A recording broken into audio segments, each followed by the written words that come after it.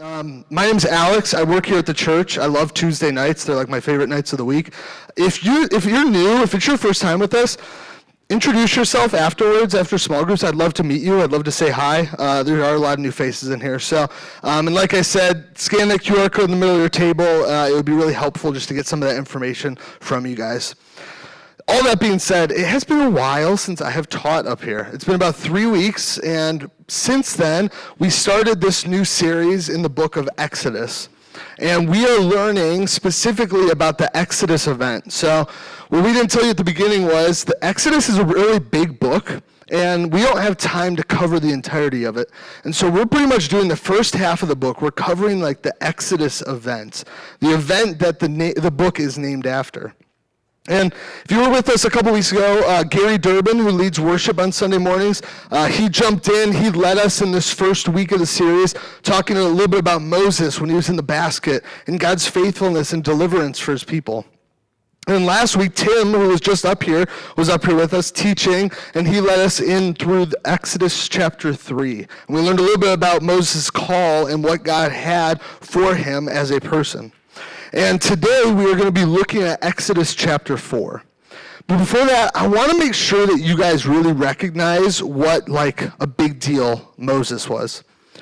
Like for the rest of Israel's history, for the rest of the history of God's people, what happens is people look back at the Exodus event as a symbol, as a picture of God's faithfulness, of God's deliverance. Like a lot of what happens from this event, Israel looks back and sees the hope of that and sees the hope of who God is.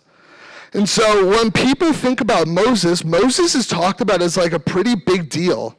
He's like this picture of deliverance for God's people. That just this baby in this basket, that's what he started out as, this person that was under oppression, under Pharaoh, becomes this great leader of these people. It's pretty amazing. And we are not in that context. I would guess most of us in this room would be considered what they would call a Gentile, as people that aren't Jewish, people that didn't really grow up hearing these stories. And so sometimes we take it for granted. And what I really want us to realize is that Moses, he wasn't always like this big, great leader. And a lot of the stories that we know today are reflective of that. If you think of like Luke Skywalker, right? Farm boy, kind of like that grew up to be this big picture of hope for the rebellion. We see Harry Potter. Who's the Harry Potter fans in the room? Anybody by show of hands? Man, it's dwindling. Like I was going to say, as I get older, there's less and less Harry Potter fans. So, but Harry Potter, he's this little boy who ultimately becomes the person that can defeat Voldemort. He's the boy who lived. Or like Katniss Everdeen, you know, like, I'm not gonna lie, I think the Hunger Games movies are kind of mid. They're just okay. So that's good. Some of you guys aren't gonna come back next week because of that. So, but she's a good picture. She was in this lowest district and she becomes this picture of hope for people, right? And so when we think about these are common stories that we hear. And a lot of those people, they did not necessarily like wake up and say like, I want to be special. I want to be this person that's going to be this symbol of hope, this leader. They were put into that position. They were thrust into it. And I was grateful for Tim's message last week, if you were with us. He talked a little bit about the call and some of the characteristics of what made Moses a good leader. And today, we're going to continue some of this story in the burning bush, this moment when God is engaging with Moses and giving him this call of what he is supposed to go and do. And so as we look at this, we're going to start in Exodus 4. So you have this QR code that you can scan on the sheets of paper. It'll also be up on the screens as well if you want to see it. So starting in verse 1, it says, Then Moses answered, But behold, they will not believe me or listen to my voice, for they will say, The Lord did not appear to you. So after this big call that God gives to Moses, Moses just kind of starts complaining. He's like, well, they're not gonna listen to me. Like, they know who I am, but like, I'm not that big a deal. Like, why would they listen to me? Like, I won't say anything that actually makes them trust me. And so God says, all right, I hear you. I hear you saying that. So he continues to go on. The Lord said to him, what is that in your hand? He said, a staff. He said, throw it on the ground. So he threw it on the ground, and it became a serpent, and Moses ran from it. But the Lord said to Moses, put out your hand and catch it by the tail. So he put out his hand and caught it, and it became a staff in his hand. that they may believe that the Lord, the God of their fathers, the God of Abraham, the God of Isaac, the God of Jacob, has appeared to you. So he says, all right, well, if you don't necessarily think that I could do this, let me show you who I am. And he says, take that staff, the shepherd's staff that you have, and throw it on the ground. And when he throws it on the ground, it becomes a snake. And there's some people that are going to read the book of Exodus and say, well, it didn't actually become a snake. It's kind of figurative. No, this text is meant to be read literally. The staff became a snake. It seems like it became a snake because Moses ran away. I'm not a snake person. Snakes really freak me out. And so if I saw that snake, I would have been running, kind of thing. And God says, no, don't worry. Go back to it and grab it by the tail. I don't know how many of you guys have ever handled a snake, but I don't think you're supposed to grab it by the tail, right off the bat. I feel like that's not a good idea. And so when that happens, if somebody told me to go grab it by the tail, especially a snake that's from Egypt, it's probably venomous. It's probably not safe. I don't know if I would have either, but he says, no, go and grab it. And so Moses goes and grabs it by the tail, and it transforms. And in this moment, God is helping him see something. He's helping to put on display his control. That in this moment, this potentially harmful creature, God has control over, that he made an inanimate object into a living thing and then back again.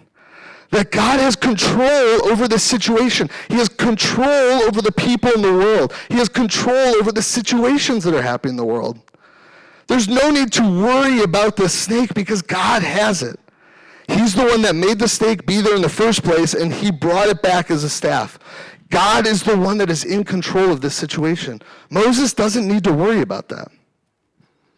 But he keeps going, actually. He doesn't stop proving who he is. He actually continues to show in a new illustration. Again, the Lord said to him, put your hand inside your cloak.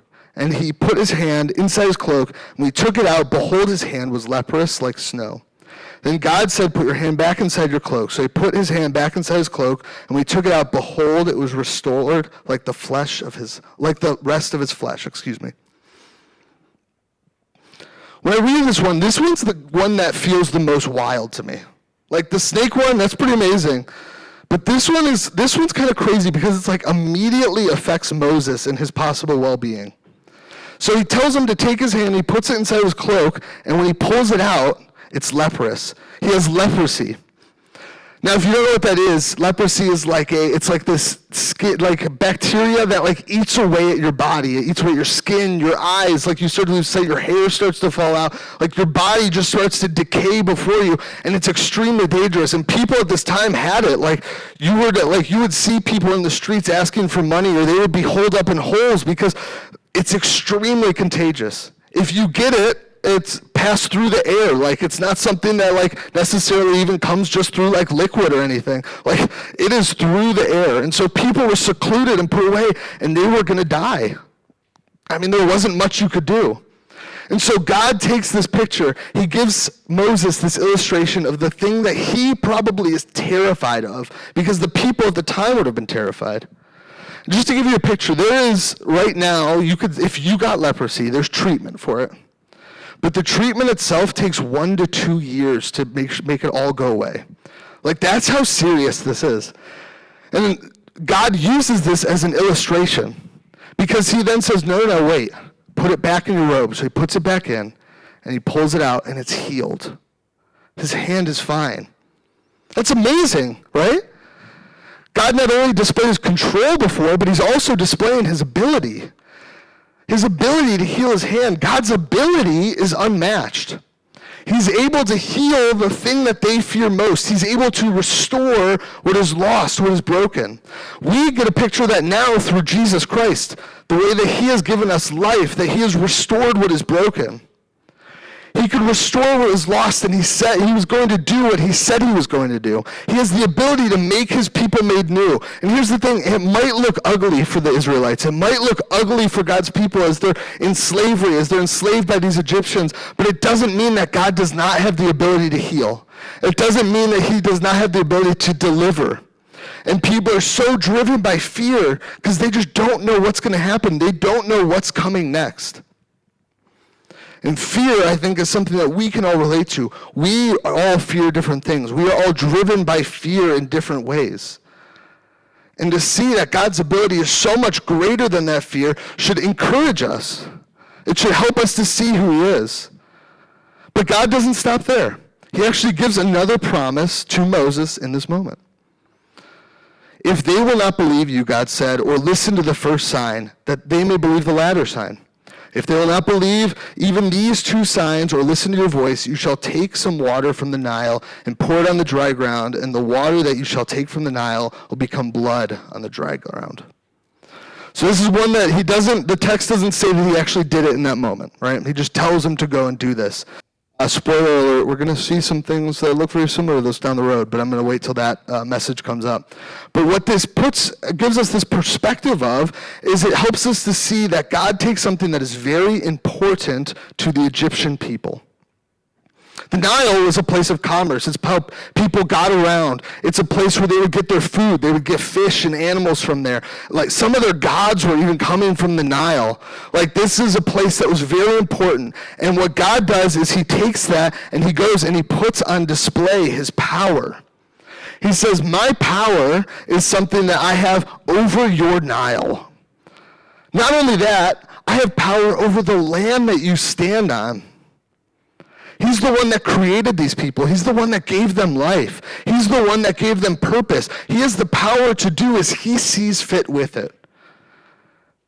See, the lives of the Egyptians are nothing in comparison to who God is. Our lives are so small compared to who God is. His power is great. There's nothing that matches his power.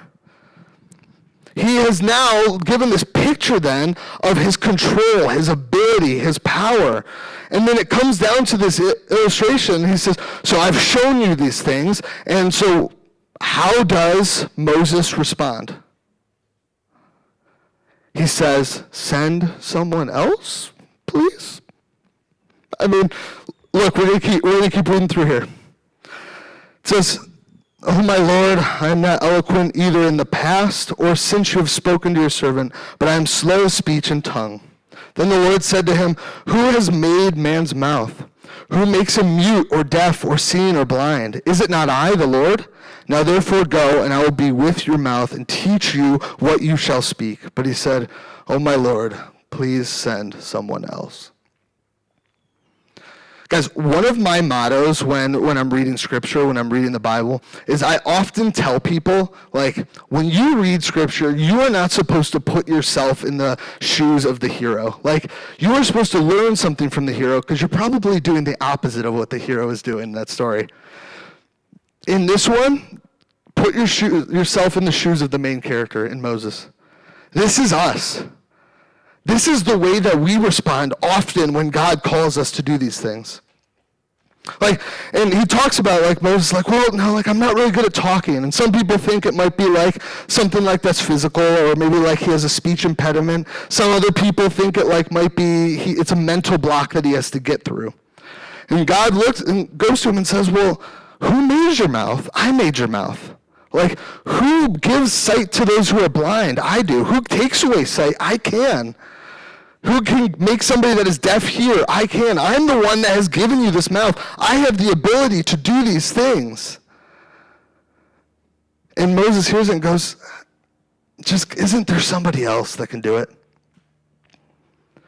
You know, statistically, when people ask about fears, the number one fear most people would assume is death, right? Like, that seems pretty normal.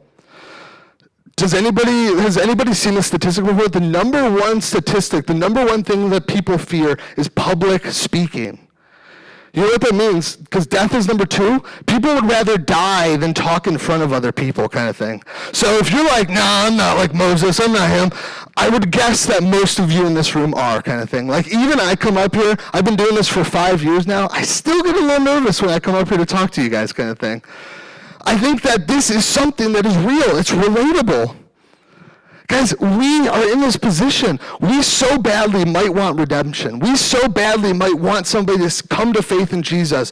We might so badly want to be able to conquer that sin. But when the situation, when the opportunity comes up, we respond and we say, I don't want to do that. That's hard. That's uncomfortable. I'm not good at that. That's scary. We end up being driven by fear. And here's the thing, maybe you aren't gifted in that area. Or maybe you personally do lack confidence. That's normal. I mean, there's things that we can all lack confidence in. There's things that we all get nervous about. But when we come to these situations, we might speak a big game, we might say a big game, and all of a sudden we get the opportunity to actually do something about it, and we say, I don't know, that looks hard, I don't know if I'm good about that. And the question becomes, God has just proved who he is. He just told, I'm the one that made your mouth. Who are we to say what we can and can't do, what we should and should not do? We're actually not done with this passage because God responds then to him after this. It says, then the anger of the Lord was kindled against Moses, and he said, is there not Aaron, your brother, the Levite? I know that he can speak well. Behold, he is coming out to meet you, and when he sees you, he will be glad in his heart. You shall speak to him and put the words in his mouth, and I will be with your mouth and with his mouth, and will teach you both what to do. He shall speak for you to the people, and he shall be your mouth, and you shall be as God to him. And then take in your hand the staff with which you shall do the signs. It's kind of like the parent, or maybe it's your parent or a parent that you know that doesn't really get mad a lot, you know? And then when you see them get mad, it's like, ooh, I felt that one. I'm just going to take a step back until he's done yelling at my friend, you know? That's this moment. This is God hearing all these things, and Moses says, isn't there somebody else? And God says, fine. Moses isn't special. Aaron is there. He could do this talking. He doesn't have this special ability. He's not like this really amazing, high and mighty person. He's intimidated. And when we hear that and we read that, the anger of the Lord was kindled against Moses, don't read that lightly. That phrase does not pop up a lot in the Old Testament. This is a moment where God is actually angry with him. And he takes this picture and says, there is somebody else that could do the speaking, but I'm still going to use you. You are still responsible for this. You still have to have a part in this. And so they're going to go on, and they're actually going to go and start to set foot in Egypt with some of these things. We are in this situation all the time. We're called to go out to the world to tell people about Jesus. If you are following Jesus, that is the call for our lives. We're called to love one another. We're called to sometimes have uncomfortable conversations with people, or to talk to a person that might feel awkward, or somebody that we're really pissed off at.